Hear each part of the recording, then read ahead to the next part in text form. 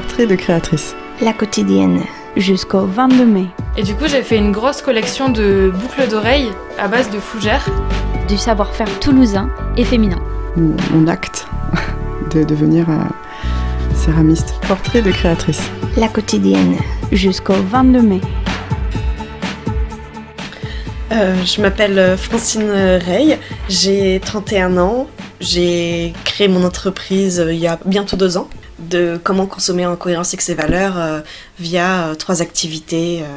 La fabrication de produits artisanaux d'épicerie fine, traiteur à domicile, particulièrement pour les associations qui veulent pouvoir consommer en cohérence avec leurs valeurs sans avoir à tout cuisiner eux-mêmes, et des ateliers de sensibilisation au développement durable.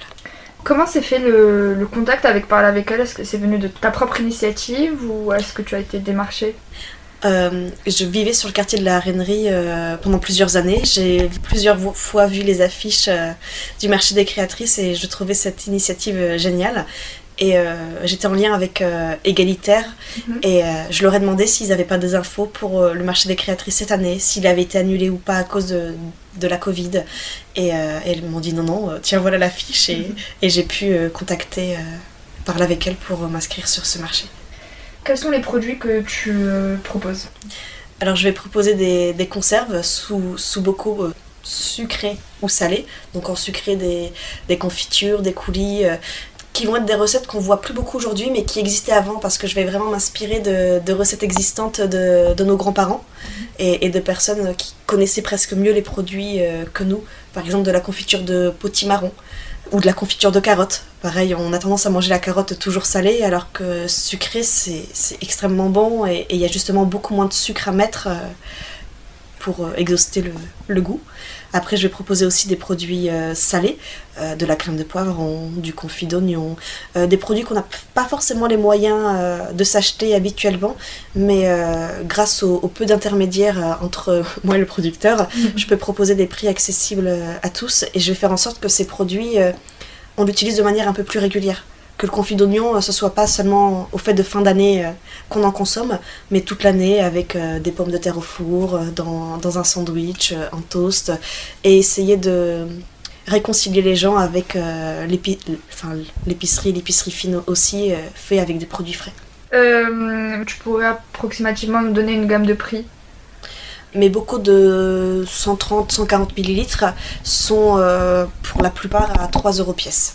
Okay. Ce qui est vraiment bas, mais après ça se justifie par le peu d'intermédiaires, le fait que j'ai pas loué une cuisine parce que je la partage avec des restaurateurs engagés en échange d'ateliers auprès de leur équipe salariée, et aussi grâce à d'autres produits où je vais avoir une marge un peu plus grande pour permettre de faire des produits plus bas sur des produits où on est habitué à avoir des prix très excessifs par rapport à la matière première. Ok. Quel serait ton best-seller? Le produit qui se vend le plus? La confiture de potimarron dans les produits sucrés, le confit d'oignon dans les produits salés et ma tisane verveine menthe rose fraise. Elle, à chaque fois que j'en ai, elle part le jour même. À chaque fois, elle va partir en 1 semaine et il faut que j'attende chaque saison pour la proposer qu'1 semaine par an parce que elle part tout de suite. Quelles seraient tes perspectives futures?